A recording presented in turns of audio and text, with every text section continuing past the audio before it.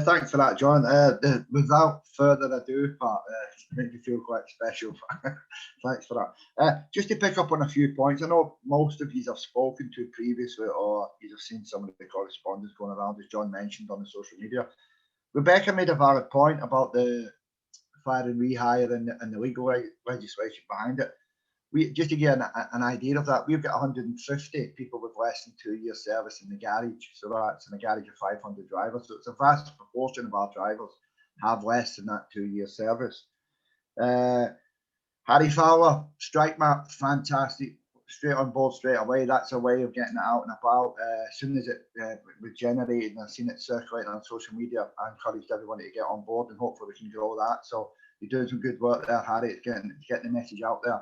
And hopefully we can grow it and get more communications up through your app.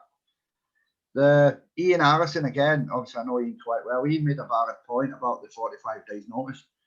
The problem with the 45 days, and I think that's where we need to tackle the legislation, is because by the time an industrial action barrack from start to finish take place, you can pull it off in 5 weeks. You can maybe, you're roughly looking at 7 weeks. So if you calculate the days up there, you're looking at 42 days, then you've got 2 weeks notice to give the employer for any pending action. So by the time industrial action takes place, the 45 days is already gone. So I think that's something that we need to look at in the legislation to try and protect workers from the fire and rehab, because the 45 days is a target. It says it's a minimum, but all the companies that are issuing it actually work to that as a target that they're looking for. The dispute that we have got now, I don't want to take too long on this because I could go on all night. It started back in March last year where the company proposed radical changes to terms and conditions of the bus drivers. And I do mean just the bus drivers in the garage. No other groups of workers were affected. And it was a couple of days before 70 people were furloughed. And that included all the branch committee and left myself in work.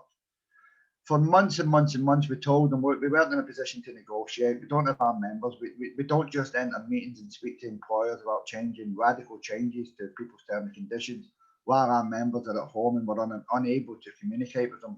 The social media platforms weren't up and running at that time. Zoom was heard of and stuff like this, online meetings, but it was just starting to creep into our industry as far as the trade union. So when we eventually got to the position in July where we could actually engage with the members, we took the proposals to the members at a mass branch meeting and we gave them the documentation that was finally released to us. The members voted unanimously that it was far too much of a change. However, they instructed us to go into meaningful negotiations with the company and try and find a resolution and or a settlement that suited both parties, because it was clear that the company was losing. They had some financial losses, and as a responsible union, we had to engage with them and try and find a settlement for both. This wasn't good enough for the company. They just proceeded down the same railroad track. And in August, I was suspended on, I know some of you are aware of it, but I was suspended on some allegations on the 12th of August. 2 days later, the Section 188 was issued. Now, between then and the 24th of September, all aspects of our union got involved. That includes Sharon Graham's leverage, the political and the industrial sector of the union, to try and force back this employer. We managed to get them back around the table on the 24th of September, which was the first day that I entered back in the workplace. And we negotiated, we thought, constructively with the employer between net up until December. We then tabled an offer from the drivers, which was circa £1 million worth of savings, purely from the drivers' efficiencies, purely efficiency savings. What we said to the employer was it's unfair for the drivers just to burden the debts of a whole business purely on their shoulders. And the company, there was other mechanisms for them to go and see other efficiencies, new buses, get the engineering costs down, the overhead costs of running a head office out of one garage was unsustainable. So we felt as the drivers, we put a considerable amount of money on the table there from our bargaining unit to help the company along and trying to plug some of them losses that they were allegedly making. When we got close to Christmas time, the employer started to push back and started to more or less walk away from talks.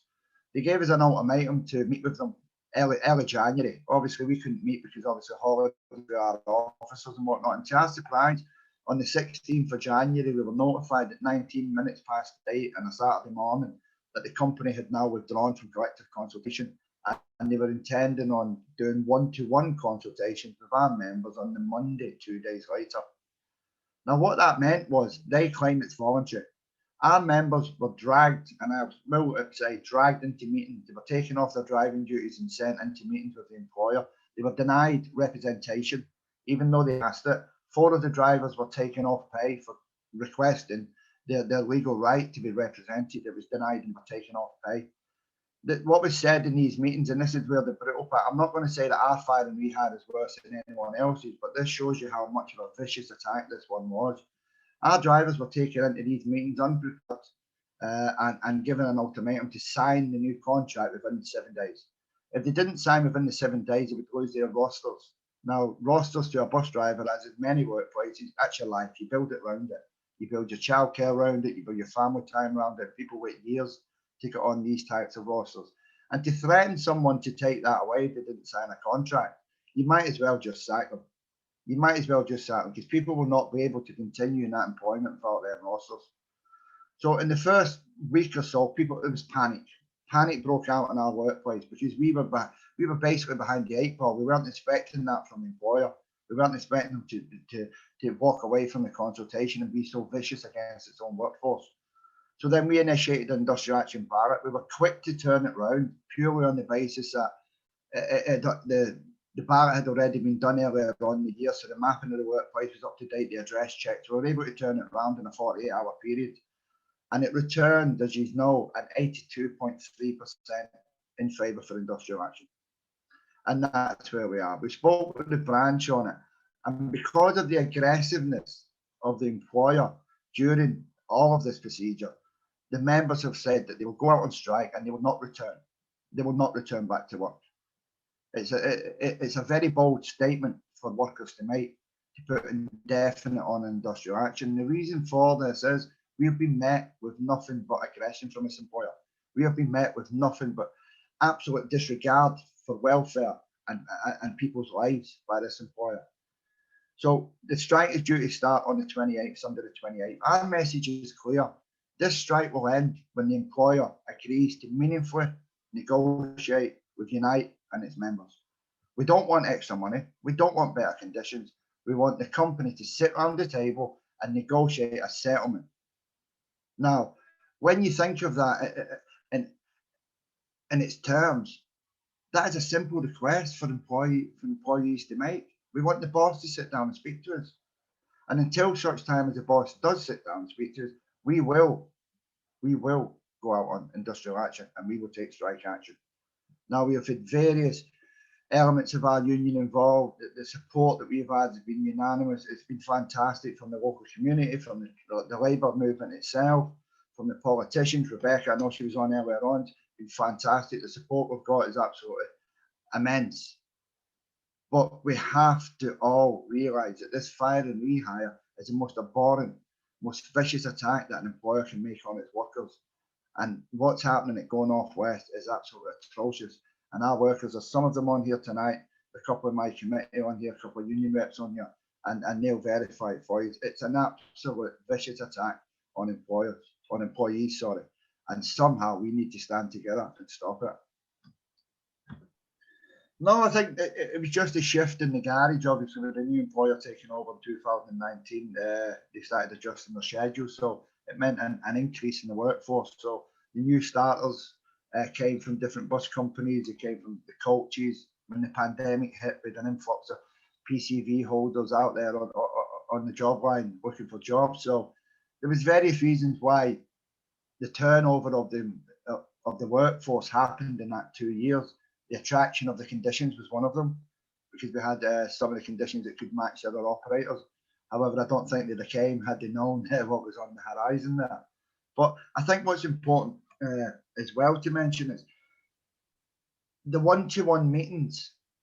The company, their rhetoric now in the press is that people have signed up voluntary.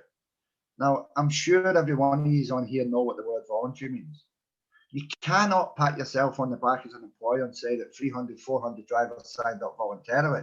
Well, no, I was stood on the edge of a cliff with a gun pointed towards my head and I jumped. That's not voluntary. That's not voluntary. And people need to actually read between the lines and see the documentation that's been put out from Unite. It's the behaviour of this company is absolutely deplorable. It really is. And the quicker the truth gets out there for us, the better. And hopefully people see sense, and the company also sees sense and get back around the negotiating table. But the workforce, we have got people in their 50s coming from the coaches to our industry in the past 12 months, 18 months. We've had young lads starting young off in life in their 20s and 30s. It's a mixed age that's been starting. So I can't actually say that it's older workers or middle-aged workers or younger workers. We've had a mix of it, to be fair. Picking up on Ian's point now, and obviously Paul mentioned as well. Paul mentioned before about the stuff at Rusholme. Firstly, I thank you for that. I was a convener at Rusholme at that time, and we would never have won that dispute had it not been for the activists helping us out in the local Labour community and whatnot. That dispute was won purely. It was a very small depot, and we would never have won that dispute and got the result that was right for our members without that help. Ian mentions as well there about the other go-ahead groups. We've already had various meetings with the reps around the country and we've spoken to them. So the message gone out there loud and clear. Don't come to Manchester. It's cold up here. You won't like it. So we're trying to get that message out there. We've already been in contact with the ITF and the ETF who have got the message out there. So they're already putting pressure on in Europe and around the world, actually, with some friends. So obviously with the national officer being involved, that's already going. Go ahead, Will. We know that they will try and bring in managers and whatnot to ship around the country. That's why we think Boris Johnson's speech, and I hate to mention his name on here, on the 22nd might shed some light on that, whether there's any easing of the restrictions and the lockdown. Now, it's felt on our side that some of them, the ease of some of them restrictions could help us, but it could also help the employer, because we don't see a justifiable reason for 50, 60, 70 drivers travelling from the northeast of England to Manchester to drive buses. We would say that's not essential work. So we're all sort of hanging on the fact that on the 22nd that Joe the Clown's going to make some sort of announcement. But we're waiting to see what he said and what it means for the industrial action. As far as the stuff that happened at Queen's Road Depot, I don't know who you are, I don't know why you were there. And if people decide to turn off your own backs, then by all means do so. But it's certainly nothing to do with us, and I don't know why you're there at all. Yeah, we are. It's something that we're working at. Obviously, the whole aspect of United behind this one, from the top down, it's all been endorsed by Wayne McCluskey himself, all the way through the executive committee, all the way down. So there's various things we've got going on. We've got our roadmap leading up to the industrial action and beyond. So yeah, the various things going there for the public to get informed. And as I said, everything will be thrown at this. Everything will be absolutely thrown at this. We're trying. It's one of them. We don't want to set all our fireworks off in the 1 hour, you know. So there's lots of stuff going on, and the public will be well informed, and we will look for their support as well, because it's difficult as a bus driver, because how we're withdrawing our labour, and it affects people getting to work, getting to the NHS, getting to hospital appointments, doctor's appointments, and we do not take these decisions lightly, and that's the message we need to get out there to the public. People who like to slate us when we don't turn up, and then we turn up 2s and 3s and whatnot. When we withdraw our labour, people certainly notice that the bus drivers are required a bit more than what we get the credit for. However, we will never take industrial action lightly, and we will look for a sympathetic approach from the public, and we'll keep them informed. And the difference is we only tell the truth. Some people might not like it. We'll never lie to them, but we will tell them the truth.